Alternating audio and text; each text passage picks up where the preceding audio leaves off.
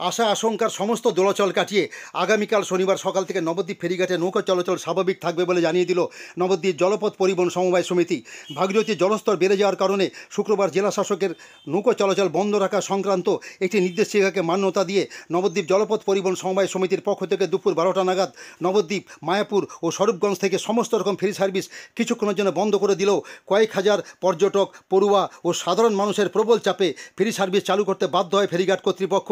পরবর্তী সময়ে প্রয়োজনীয় সতর্কতা বজায় রেখে অন্যান্য দিনের মতোই যাত্রী পরিষেবা স্বাভাবিক রাখা হয়, যা থাকবে আগামীকাল থেকেও বলে জানালেন সমবায় সমিতির সম্পাদক গৌতম মৃধা। তবে জলস্তর আরও বাড়লে বা প্রাকৃতিক দুর্যোগ দেখা দিলে পরিষেবা বন্ধ রাখার বিষয়ে সিদ্ধান্ত নেওয়া হবে বলে জানান তিনি।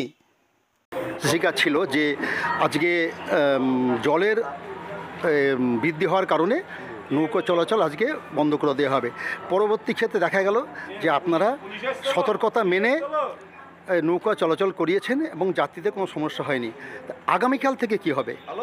আমরা আজকে যেভাবে যাত্রীদের সুরক্ষা বা নিরাপত্তা যেইভাবে নিয়ে আমরা পার করেছি, আগামী দিনে আমরা জল যদি অবনতি না হয় তাহলে আমরা যাত্রীকে সুরক্ষা বা নিরাপত্তা দিয়ে আজকে যেইভাবে পার করেছি, আগামী দিনে আমরা সেইভাবে সুস্থভাবে পার করব, পরিষেবা দেবো।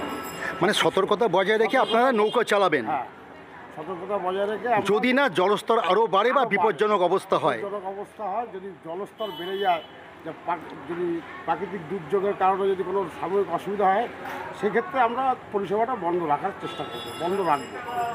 আর না হলে যেমন চলছে তেমনই চলবে, যাতে যাত্রীদের সুরক্ষা সেইভাবে থাকবে। আমরা সতর্কতা বজায় রেখে পারাপার করব, পরিষেবা দেবো। আপনার নাম? আমার নাম গৌতম মৃধা। আপনি ঘাট পরিচালন কমিটির সম্পাদক? নবদ্বীপ জলপথের সম্পাদক।